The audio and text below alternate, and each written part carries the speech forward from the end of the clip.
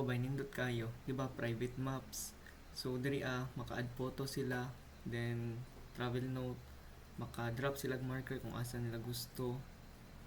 Ano, simple click sila dira. Then pag i-zoom gud nato, naka-add yung marker. Pag i-zoom gud nato, awan sa ka-accurate. Bang.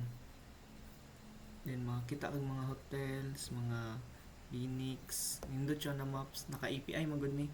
Then group maps, diri kay maka-invite sila ba. Then mo ning list sa friends nga ilang gi-allow o dili allow nga makasin. Then maka-invite link sila. Maka-export sila sa map into JPEG, magbutang sila details asa og kano sa paingon, mga travel time. Maka-export sila, maka-use sila og GPS para mabutang na diri asa from. Nga napay public map kanitong para sa mga mag-bikes, mag-rides. Mabutang sila ng details, to details, estimated nga travel time. Nya mo niyo na siya pathfinder, mo gyapon to kadong shortest spot.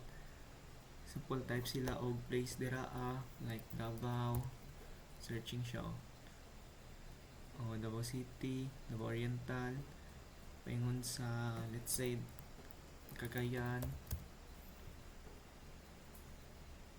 So pag makapili na sila nila, makapili sila og fastest or shortest, let's say Davao City nya kani nya pilion na to ay kani Binal Elementary School sa Cagayan. Nung tayo shortest, loading na siya. Wala may dalan gud kay na may tubig.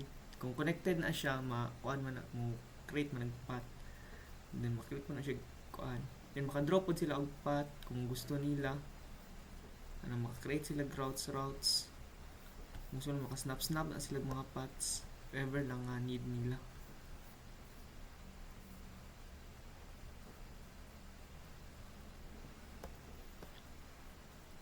I-update mo nila ako. Ano po yung photos dili na picture Dili maka-attach sila geo-coordinates, maka-capture sila geo-reference nga photos kadtong picture lang butang ang GPS. So ma-post kaya po nila as group, public, pero improve pa nila nga user interface kay medyo katag siya nga design ba. Gusto na ka ng mas gaan gani sa mata tan-aw niya, dili dagkog mga interface para sa pag-add og details. So mo to siya.